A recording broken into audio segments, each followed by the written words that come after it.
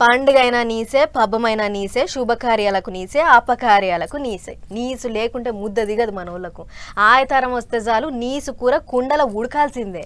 ఇక సుక్క ముచ్చటైతే చెప్పనక్కర్లేదు. సరే సుక్క ముచ్చట చాలా మాటలు చెప్పుకున్నాం కానీ ఇప్పటికైతే గీ ముక్కల ముచ్చట చూడుర్రి. తునకల కంకుట్ల మనమే తోపులం.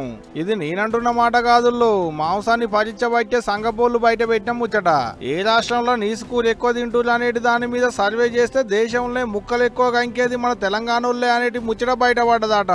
అవు మరి ముక్కలేంది ముద్ద దిగదు మనోళ్లకు. తెలంగాణ జనాభా ఎంతుంది, ఎంత నీ సమ్ముడు పోతుంది అనేటి లెక్కలన్నీ తీస్తే గీ ముచ్చట బయటకు వచ్చింది అనేది సంగపోళ్ళు అంటున్న మాట. ఒక్కొక్కరు నెలకు 2 కిలోల తునకలు కంకుతున్నారట. మళ్ళా నేను అసలు నీసు ముట్టనే ముట్టనంట. ఉన్న జనాభాకు కొన్న తునకలకు లెక్కేస్తే నీ పాలుకో 2 కిలోలు. ఎక్కువ నీసు తినేటి దాంట్లో ముంగటు ఉంటే ఎంతమంది తింటున్నారు అనేటి దాంట్లో 7 జాగాలు ఉన్నదట మన తెలంగాణ. అంటే 197 మంది దానిక నీసు తింటున్నారట మన తాన. గమ్మతేందంటే ఏడ తునకల కంటే ఎక్కువ కోడికూరే కంకుతున్నారట. మళ్ళా కోడికూర అయితే 250 పెడితే కిలో వస్తుంది. ఇంటిల్లాదులు 3 పూటలు తినొచ్చు. అదే కిలో ఏడకూర కొనాలంటే 900. అది కూడా మళ్ళా ఒక్క పూటకే. మళ్ళా పూటకింత తినబుద్ధి అయితే అంటే మిగులుతుంది.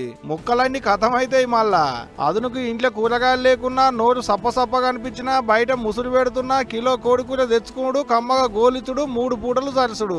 ఇంత మునుపొక్క ఐతారమే తినేటోళ్ళు ఉండే కానీ ఈ నడమ ఎప్పుడు యాదిలో పడితే అప్పుడే 2-3 వద్దుల కోనాడు నీసులేంది ముద్ద దిగుతలేదట మనోళ్లకు.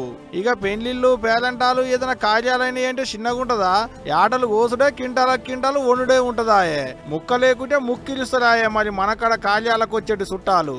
బయటికేంచి ఆటలు తెస్తున్నారు, కోళ్ళ పాదాలు సరిపోవట్లేవు అంటే చూడు మన గుందుడు ఏ తరీకలు ఉన్నదో మళ్ళా అట్టుంటది మరి. అందుకనే అంటారా బాబు మనల్ని తెలంగాణ వాళ్ళని తగ్గేదే లేదు మళ్ళా.